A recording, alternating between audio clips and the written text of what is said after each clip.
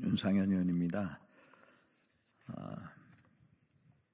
헌법재판소 파행의 끝은 도대체 어디인지 이런 주제로 말씀드리도록 하겠습니다. 대한민국 최고의 지성이 모였다고 하는 헌법재판소에서 꼼수와 파행이 난무하고 있습니다. 그 끝이 도대체 어디인지 가늠이 되지 않습니다.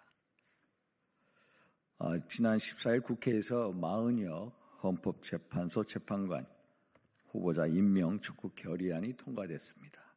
마 후보자 임명에 대한 권한쟁의 심판 청구 과정에서 발견된 절차상 문제를 보완하려는 꼼수입니다. 거대 야당과 헌법재판소의 짬짬이 꼼수에 치가 떨릴 지경입니다. 마 후보자에 대한 권한쟁의 심판은 국회 본회의 의결 절차가 없었기 때문에 당연히 기각되는 것이 마땅합니다.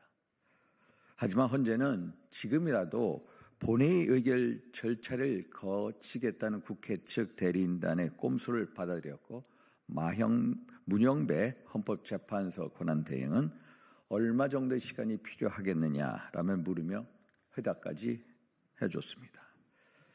세상에 이렇게 대놓고 짜고 칠 수 있는 경우가 어디 있습니까?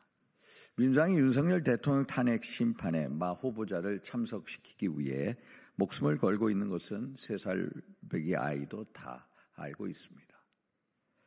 그런데 왜 헌재가 이러한 민주당의 정치 공작에 입을 맞추고 있는 것인지 도무지 이해가 안 됩니다.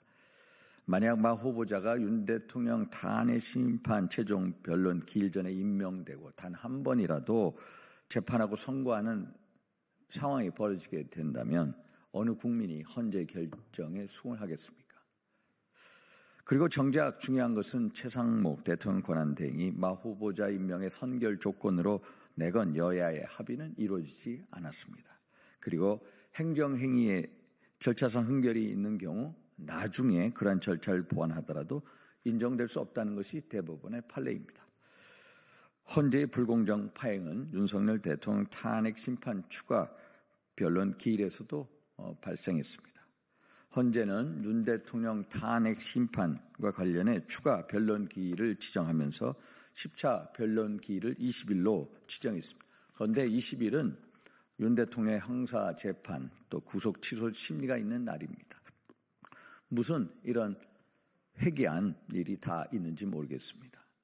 피고인 신분이 윤 대통령에게 최소한의 방어권을 보장해 주지는 못할 망정 이제는 아예 뺏어가고 있습니다. 날아오는 총알을 그냥 맞고 죽으라는 것과 뭐가 다릅니까? 헌재의 위법과 불공정 운영은 일일이 열거하기도 어렵습니다.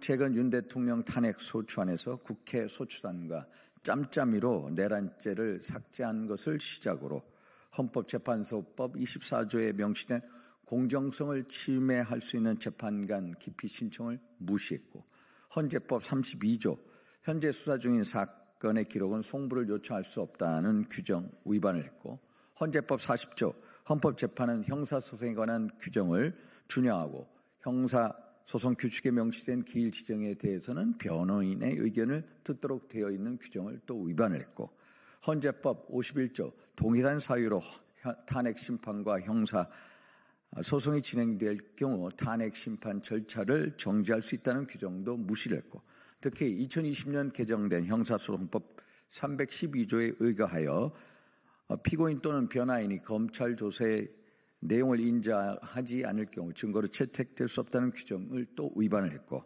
지금까지 헌재가 보인 윤 대통령 탄핵 심판 과정에서 헌법과 법률에 딱 들어맞는 것이 없습니다. 헌법재판소의 신뢰가 무너진 것은 여론조사를 통해서도 잘 알 수가 있습니다. 국민의 절반 가까이가 헌재를 불신하고 있고 2030 세대의 불신은 그 이상에 이르고 있습니다. 그럼에도 헌재의 불공정과 파행은 개선되지 않고 있습니다.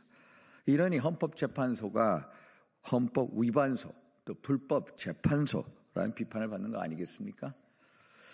헌법재판관들께서는 지금 본인이 어떠한 사사로움이 없이 공정하게 세상을 바라보고 또 재판에 임하고 있는지 자문해 보시기 바랍니다.